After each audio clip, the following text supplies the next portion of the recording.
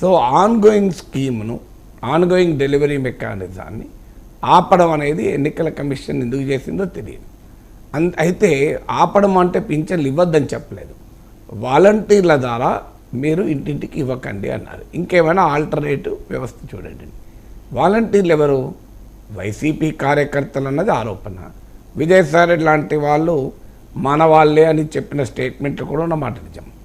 అందువల్ల వైసీపీ ఇన్ఫ్లుయెన్స్లో వాలంటీర్లు పనిచేస్తున్నారు అన్నది టీడీపీ జనసేన ఆరోపణ. దాన్ని మనం కొట్టిపారేలేం. ఎందుకంటే ప్రభుత్వం నియమించుకున్న వాళ్ళు ప్రభుత్వ పథకాలను ఇంటింటికి తీసుకెళ్లాలనే వాళ్ళు ప్రభుత్వాన్ని వ్యతిరేకించే వాళ్ళు నియమించారు కదా. వాళ్ళ పనే ప్రభుత్వ పథకాలను ఇంటింటికి పట్టుకుపోవాలి. అసలు ప్రభుత్వ పథకాలనే వ్యతిరేకించి ప్రభుత్వాన్ని వ్యతిరేకించే వాళ్ళు ఇంటింటికి ఎట్లా తీసుకెళ్తారు? అందువల్ల ఏ రాజకీయ పార్టీ అధికారంలో ఉన్నప్పుడు తమకు అనుకూలుని ఇలాంటి వాటికి నియమిస్తారు.